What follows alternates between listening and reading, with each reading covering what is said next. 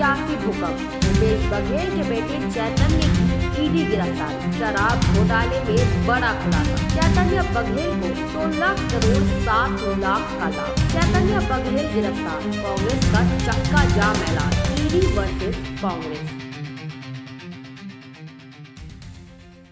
नमस्कार, निशानेबाज में आप सभी का स्वागत है। मैं हूँ आपके साथ सिमरन मिश्रा। छत्तीसगढ़ की सियासत इन दिनों जबरदस्त उबाल पर है।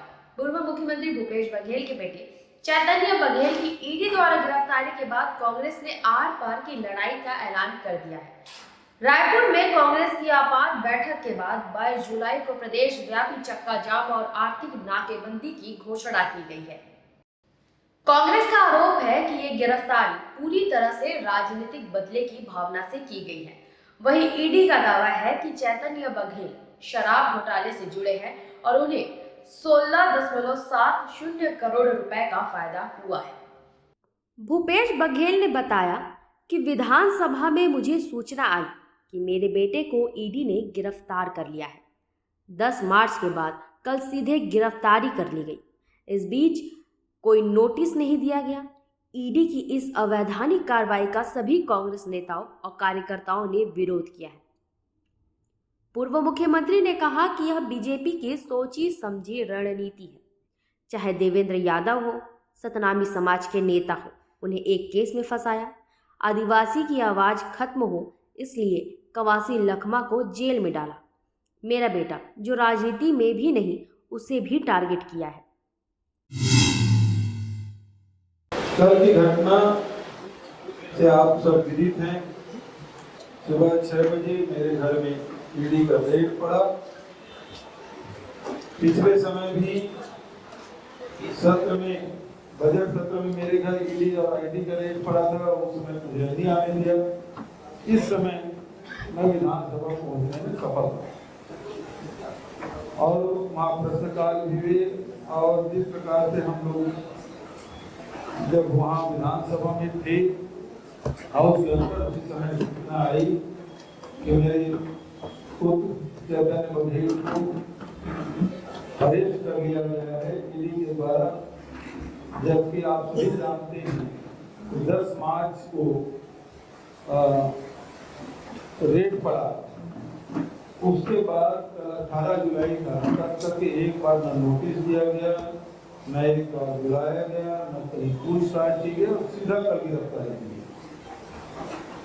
और इस बात को बहुत गंभीरता से लेते हुए विधायक दल ने सरकार निर्णय लिया कि हम सब इस सदन का बहिष्कार करते हैं। कुछ दिन भर की कार्रवाई का नेता प्रतिपक्ष और सभी विधायक साथी ने किया और न केवल वहीं तक के बल्कि बहिष्कार करने के साथ कल कोर्ट रूम में भी थे, ईडी के कोर्ट में भी दिन भर विधायक थे, ईडी कार्यालय के सामने थे और न केवल विधायक साथी थे बल्कि तमाम कार्यकर्ता उपस्थित थे और पत्रकार लोग भी दिन भर कल दौड़ भाग किए। कई लोग भोजन भी नहीं कर पाए थे, पानी भी नहीं पी पाया था। ऐसी हड़बड़ी सभी पत्रकारों के साथ हुई। मैं पूरे प्रदेश कांग्रेस कमेटी को भी धन्यवाद देता हूँ, विधायक दल को भी धन्यवाद देता हूँ, पत्रकार साथियों को भी धन्यवाद देता हूँ जिस प्रकार से हमने जवाब दिया। और धन्यवाद मैं आदरणीय खड़गे जी को, राहुल जी को, प्रियंका जी को और हमारे कांग्रेस के सर्वोच्च नेताओं को धन्यवाद देता हूँ कि जिस प्रकार से ईडी ने कल जिस प्रकार से वैधानिक कार्रवाई की और उसके विरोध में पूरा एनसीसी से लेकर पीसीसी और हमारे दीपक भाई से भी बस्तर प्रवास में थे, बात हुई और समर्थन उन्होंने दिया और सुबह चल के अभी मीटिंग भी मीटिंग भी आयोजित किया। तो मुख्य रूप से बात यही है कि भारतीय जनता पार्टी की सोची समझी रणनीति कि कांग्रेस के नेताओं को, चाहे वो देवेंद्र यादव हो, चाहे हमारे सतनामी समाज के नेतागण हो, सबको एक केस में फंसाया गया। दूसरे में आदिवासी की आवाज बंद हो जाए इसलिए कवासी लखमा को कड़ी तरीके से जेल में डाला। और अब मेरे लड़के चैतन्य बघेल की राजनीति भी नहीं है। आप लोग इतने दिन से कांग्रेस को कवर कर रहे हैं, लेकिन कभी न प्रदेश के राजनीतिक मंचों में आए, न जिला के मंचों पे आए, न कोई सार्वजनिक मंचों पर आए। अपने खेती किसानी और अपने काम धंधे तक तो सीमित रहा है, वहां तक के लोग टारगेट ये हैं। तो उद्देश्य इनका ये है कि कांग्रेस के नेतृत्व को खत्म किया जाए, दबा दिया जाए। और दूसरे तरफ ये है कि जिस प्रकार से हसदेव में हुआ, सरकार बनी नहीं और पूरा पेड़ कटाई हो गया, और उसमें विरोध करने हमारे प्रदेश कांग्रेस कमेटी के अध्यक्ष और सीनियर लीडर लोग गए थे। और उसके बाद दूसरा हुआ कि बस्तर में जो खदान है, बेलाडीला में खदान, पहले ही अडानी को एक एमडीयू दिया गया था, अब तो आर्सेलरमित्तल और रूमटा उसको दे दिया गया है। और अब तमनार में जिस प्रकार से घटना घटी, वो हम सबको झकझोर देने वाला है कि एक तरफ कांग्रेस के नेताओं पे एक चुन चुन के कार्रवाई कर रहे हैं, और दूसरी तरफ पूरा जो हमारे नैसर्गिक जो संसाधन है उसको अडानी को देने का षड्यंत्र कर रहे हैं। जितने भी आप सीमेंट उद्योग देखें, पावर प्लांट देखें, सब अडानी को जा रहा है छत्तीसगढ़ तक। पूरे अडानी को ही छत्तीसगढ़ को सौंप देना चाहते हैं। और इसके तहत इसके खिलाफ में एक वातावरण बना, और विधानसभा में भी नारा लग गया, एक पेड़ मां के नाम और सारा जंगल। ये नारा कल विधानसभा में लगा है, और यही भावनाएं पूरी जनता की है। ये लड़ाई केवल भूपेश बघेल की लड़ाई नहीं है, या देवेंद्र की लड़ाई नहीं है, या कवासी लखमा की लड़ाई नहीं, हम सब की लड़ाई है। छत्तीसगढ़ को बचाने की लड़ाई है, ये मैं कहना चाहता हूँ। व्यक्तिगत रूप से जो समर्थन प्रदेश कांग्रेस कमेटी ने, विधायक दल ने और सभी कार्यकर्ताओं ने जो दिया, पत्रकार साथियों ने भी जो दिया, उसके लिए मैं व्यक्तिगत रूप से आप सबको धन्यवाद देता हूँ। जनता के सामने बेनकाब हो चुकी है भाजपा सरकार। छत्तीसगढ़ कांग्रेस अध्यक्ष दीपक बैज ने प्रेस वार्ता में कहा कि बीजेपी की सरकार जनता के सामने बेनकाब हो चुकी है। बस्तर से लेकर सरगुजा तक जल, जंगल, जमीन लूट रही है। छत्तीसगढ़ में लॉ एंड ऑर्डर खत्म हो चुका है। सभी मुद्दों पर प्रदेश कांग्रेस कमेटी सरकार के खिलाफ मजबूती से लड़ रही है। जनता के बीच सरकार की नाकामी स्थापित करने में हम सफल रहे हैं। आदरणीय साथियों, जिस तरह से लगातार ये भारतीय जनता पार्टी की डबल इंजन की सरकार बनने के बाद कांग्रेस के नेताओं को डराना, धमकाना, फर्जी केसेस डालना एक तरह से आम बात हो गई है। वो इसलिए क्योंकि छत्तीसगढ़ में रिमोट कंट्रोल की सरकार चल रही है, और छत्तीसगढ़ की सरकार इस 1.5 साल में सरकार चलाने में पूरी तरह से विफल हो चुकी है, फेल हो चुकी है। और इसी का नतीजा है कि आप देखेंगे कि कोरबा में डिप्टी सीएम का काफिला ग्रामीण रोक दे रहे। आप देखेंगे कि केंद्रीय मंत्री और सांसद उनका काफिला ग्रामीण रोक दे रहे। किसी सांसद को कलेक्ट्रेट के पीछे से भागना पड़ रहा है, एसपी और कलेक्टर को कलेक्टर ऑफिस के पीछे से भागना पड़ रहा है। आखिर क्यों ये स्थिति पैदा हुआ है छत्तीसगढ़ में 1.5 साल में? वो इसलिए कि ये भारतीय जनता पार्टी की सरकार छत्तीसगढ़ की जनता को धोखे देकर, झूठे वादे कर सत्ता में आई, लेकिन सत्ता में आते साथ वो पूरी तरह से बेनकाब हो चुकी है और जनता कहीं ना कहीं 1.5 साल में नकार चुकी है। उसी का नतीजा है कि छत्तीसगढ़ में पूरी तरह से छत्तीसगढ़ को इस सरकार ने बदहाल कर दिया है। एक तरफ बस्तर से लेकर सरगुजा तक खनिज संसाधन, जल जंगल, जमीन, खनिज संसाधन लूट रहे हैं। किसानों की हालत क्या है पूरी छत्तीसगढ़ देख रहा है। 10,463 स्कूलें बंद हो गई है। युवाओं के लिए एक नौकरी का कोई रास्ता नहीं बचा, पूरे रास्ते बंद हो गए। छत्तीसगढ़ में लाइन ऑर्डर पूरी तरह से खत्म हो चुकी है। इन सब मुद्दों को लेकर तमाम सीनियर नेताओं के साथ प्रदेश कांग्रेस कमेटी ने इस 1.5 साल में सरकार के खिलाफ में बेहद आक्रामक रूप से लड़ाई लड़ रही है और कहीं ना कहीं सरकार अपने आप को, सरकार को हम साबित करने में सफल भी रहे इस 1.5 साल में कि भले सरकार को जनता ने चुनकर सत्ता दिया, लेकिन आज भी कांग्रेस के कार्यकाल को और उनकी कामों को छत्तीसगढ़ की जनता आज भी याद करते हैं। और ये सरकार पूरी तरह से विफल हो चुकी है। ये 1.5 साल में हम लोग जनता के बीच में ये स्थापित करने में कहीं ना कहीं सफल रहे हैं। रही बात भ्रष्टाचार की बात, जग की कीमत क्या है पूरे प्रदेश की जनता ने देखा है। एक टीवी की कीमत क्या है, 1 से 1.5 लाख टीवी की कीमत पूरी छत्तीसगढ़ की जनता ने देखा है। एक चप्पल की कीमत क्या है पूरी जनता ने देखा है। मतलब हमारे ऊपर दाग लगा दो, कांग्रेस के नेताओं को बदनाम कर दो, पार्टी को बदनाम कर दो और सत्ता हासिल कर दो, ये आपसे बेहतर कौन समझ सकता है। महादेव ऐप के नाम से पूर्व मुख्यमंत्री भूपेश बघेल जी को भरे चुनाव में बदनाम किया उन्होंने। 508 करोड़ रुपए का लेन देन हुआ। आज महादेव सट्टा ऐप बंद हुआ क्या? कहां गए रवि उप्पल और सौरभ चंद्राकर जिन्होंने गिरफ्तारी करने का दावा की सेंट्रल गवर्नमेंट और स्टेट गवर्नमेंट में? चंद दिनों में वापस लाया जाएगा भारत, कहां लाए आज तक? सरकार से हम पूछना चाहते हैं। अब तो अब कौन सा ऐप, सीवा ऐप नया शुरू हो गया। कौन किया ऐप शुरू? सरकार क्या कर रही है इस ऐप के लिए? सट्टा बंद हुआ क्या? महादेव ऐप बंद हुआ क्या? नहीं हुआ ना, सीवा ऐप शुरू हुआ। गजानन ऐप भी शायद चल रहा है मेरे ख्याल से। तो फिर सरकार में क्या नई चीज हुई? आरोप लगाए, सत्ता में बैठे और सत्ता में बैठने के बाद कोई चीज सुधार हुआ? 10,463 स्कूलें बंद हो गई, लेकिन 67 नई शराबी दुकानें खुल गई, शराब की दुकान खुल गई है, गली गली शराब बिक रही है। आप शराब घोटाले का आरोप लगाते हैं, नकली होलोग्राम, नकली स्टिकर। आज राजनांदगांव में क्या हुआ? नकली होलोग्राम आज भी चल रहा है धड़ल्ले से, आज भी नकली शराब बिक रहा है। पीसीसी ने और कई गणमान्य लोगों ने सार्वजनिक रूप से वीडियो शेयर किया है छत्तीसगढ़ सरकार को। सरकार क्या कर रही है? जबकि आबकारी विभाग माननीय मुख्यमंत्री जी के पास है। क्या सुधार हुआ?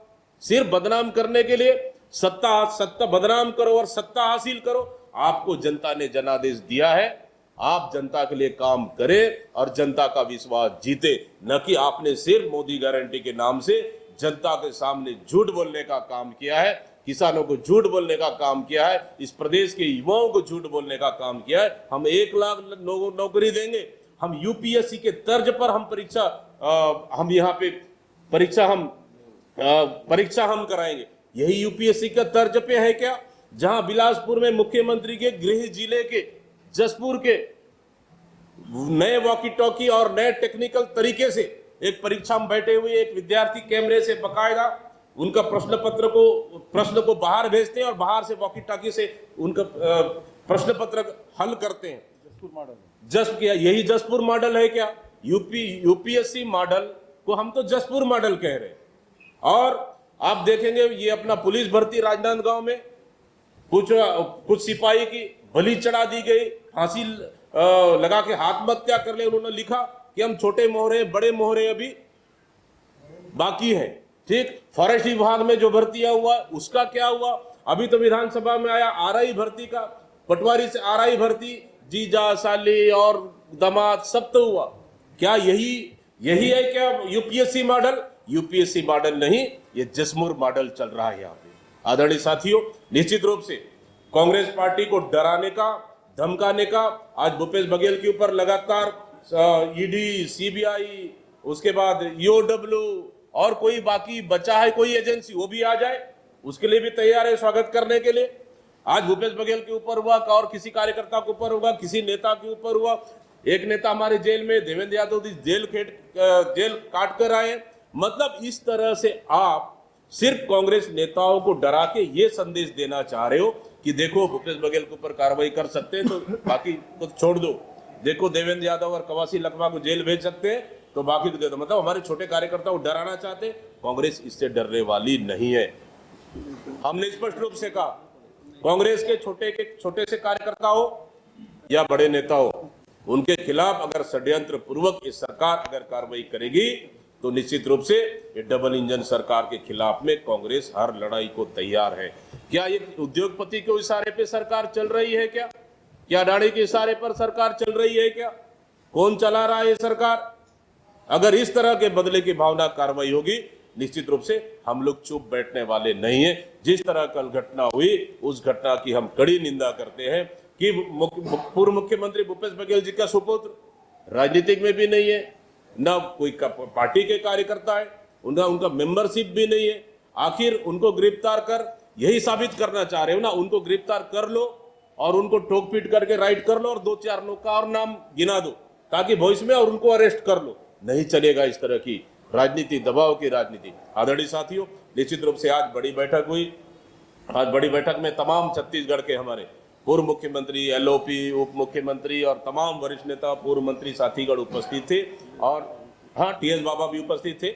और हम लोगों ने निर्णय लिया है कि इस तरह के षड्यंत्र के खिलाफ में कांग्रेस चुप नहीं बैठेगी और आने वाला समय में सभी हमारे एमएलए साथी से मेरे निर्णय चर्चा के बाद हम लोगों ने निर्णय लिया है कि आने वाला 22 तारीख को पूरे संभाग स्तर में और पूरे प्रदेश में निश्चित रूप से छत्तीसगढ़ प्रदेश को बचाने के लिए, एक चंद उद्योगपतियों को लाभ पहुंचाने के लिए यहाँ पे ईडी, सीबीआई और सरकारी एजेंसियों का, सेंट्रल एजेंसियों का दुरुपयोग किया जा रहा है। इसके खिलाफ में कांग्रेस पार्टी 22 तारीख को पूरे प्रदेश स्तर में पांचों संभाग में आर्थिक नाकेबंदी करने का निर्णय लिया है और सभी जो प्रमुख सड़कें हैं उसको जाम कर आर्थिक नाकेबंदी करेंगे। छत्तीसगढ़ की खनिज संसाधन को हम लूटने नहीं देंगे। छत्तीसगढ़ को बचाने के लिए कांग्रेस पार्टी निश्चित रूप से छत्तीसगढ़ की जनता के लिए, हक और अधिकार की लड़ाई के लिए, हर स्तर पर लड़ाई के लिए तैयार है। और आप तो सिर्फ आज भूपेश बघेल जी के ईडी आप रेड किए, कल महंत जी क्या करेंगे, कल और किसी क्या करेंगे, जिसके यहाँ भी करना है कर लीजिए, लेकिन कांग्रेस पार्टी डरने वाली नहीं है। निश्चित रूप से पूर्व मुख्यमंत्री भूपेश बघेल जी और तमाम हमारे कार्यकर्ताओं के साथ पार्टी खड़ी है और बराबर लड़ेंगे। इसलिए हम लोगों ने अभी पहला चरण में हम लोग 22 तारीख को पूरे प्रदेश में आर्थिक नाकेबंदी के रूप में एक बड़ा चक्का जाम और प्रदर्शन करने के लिए कांग्रेस पार्टी आज ऐलान करती है और बृहद रूप से निश्चित रूप से सरकार और उनके सेंट्रल एजेंसी और इस तरह के चंद उद्योगपतियों को हम मुंह तोड़ जवाब देने के लिए प्रदेश कांग्रेस कमेटी किसी भी स्तर में पीछे नहीं हटेगी। 22 जुलाई। आइए अब आपको विस्तार से बताते हैं इस हाई प्रोफाइल गिरफ्तारी के पीछे की कहानी। शुक्रवार को ईडी की टीम ने भिलाई से चैतन्य बघेल को गिरफ्तार किया।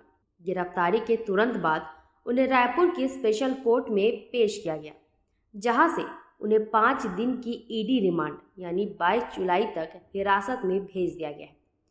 ईडी का आरोप है कि चैतन्य बघेल को कथित शराब घोटाले से 16 करोड़ 70 लाख रुपए की ब्लैक मनी मिली, जिसे उन्होंने रियल एस्टेट प्रोजेक्ट्स में इन्वेस्ट कर व्हाइट मनी में तब्दील करने की कोशिश की है। क्या है शराब घोटाले का मामला? अब सवाल ये है कि आखिर ये शराब घोटाला है क्या और इसमें चैतन्य बघेल की भूमिका कैसे सामने आई। ईडी के मुताबिक इस स्कैम में एक संगठित सिंडिकेट ने 1000 करोड़ से अधिक की रकम की हेराफेरी की। इसमें ब्लैक मनी को सफ़ेद बनाने के लिए फर्जी कंपनियों, प्रॉपर्टी डील्स और फ्लैट खरीद फरोख्त जैसे कई तरीके अपनाए गए। ईडी ने रिमांड एप्लीकेशन में बताया कि चैतन्य बघेल की कंपनी बघेल डेवलपर्स के विट्ठल ग्रीन प्रोजेक्ट में शराब घोटाले का पैसा इन्वेस्ट किया गया। डिजिटल सबूत कैसे जुड़ी और कड़ियाँ।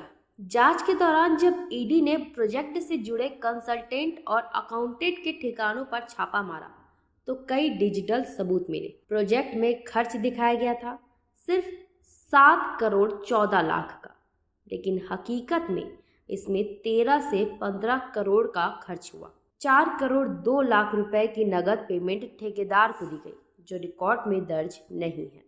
त्रिलोक सिंह ढिल्लों नाम के व्यक्ति ने इस घोटाले में अहम भूमिका निभाई। उन्होंने 19 फ्लैट अपने कर्मचारियों के नाम पर खरीदे, लेकिन पेमेंट खुद किया। एक ही दिन 19 अक्टूबर 2020 को। ईडी का कहना है कि ये पूरा ट्रांजैक्शन ब्लैक मनी को लीगल बनाने की एक पूर्व नियोजित साजिश थी। ईडी की जांच में ये भी सामने आया कि भिलाई के एक ज्वेलर्स ने चैतन्य की कंपनियों को 5 करोड़ का लोन दिया और बाद में उसी कंपनी से 80 लाख में 6 प्लॉट खरीद लिए। ईडी का दावा है कि ये सब कागजी लेन देन थे ताकि कैश को बैंकिंग सिस्टम में घुसाकर उसे सफ़ेद दिखाया जा सके। हमारे पास ऐसे एविडेंस है जो यह बताते हैं कि 1000 करोड़ से ज़्यादा की रकम का लेन देन हुआ और इस रकम को कई स्तरों पर लेयर किया गया ताकि ट्रैकिंग ना हो सके। शराब कारोबारी लक्ष्मी नारायण उर्फ पप्पू बंसल ने अपने बयान में कबूला है कि उसने चैतन्य बघेल के साथ मिलकर 1000 करोड़ की रकम की हेराफेरी की। बंसल का दावा है कि उसे 3 महीने में 136 करोड़ मिले। यह पैसा अनवर ढेबर के जरिए दीपेंद्र चावड़ा से होते हुए कांग्रेस कोषाध्यक्ष राम गोपाल अग्रवाल तक पहुंचा। तो एक तरफ जहां कांग्रेस इसे राजनीतिक साजिश बता रही है, वहीं ईडी के पास चैतन्य बघेल के खिलाफ सबूतों की लंबी फहरिस्त है। 22 जुलाई को कांग्रेस पूरे छत्तीसगढ़ में चक्का जाम और आर्थिक नाकेबंदी करेगी, यानी आने वाले दिनों में छत्तीसगढ़ की सियासत और गरमाने वाली है। क्या यह कार्रवाई कानूनी है या राजनीतिक, इसका फैसला तो अदालत और वक्त करेगा, लेकिन इतना तय है कि यह मुद्दा अब आने वाले चुनावी तक छत्तीसगढ़ की राजनीति का केंद्र बनने वाला है। इस खबर पर अधिक अपडेट के लिए बने रहे निशानेबाज के साथ। नमस्कार।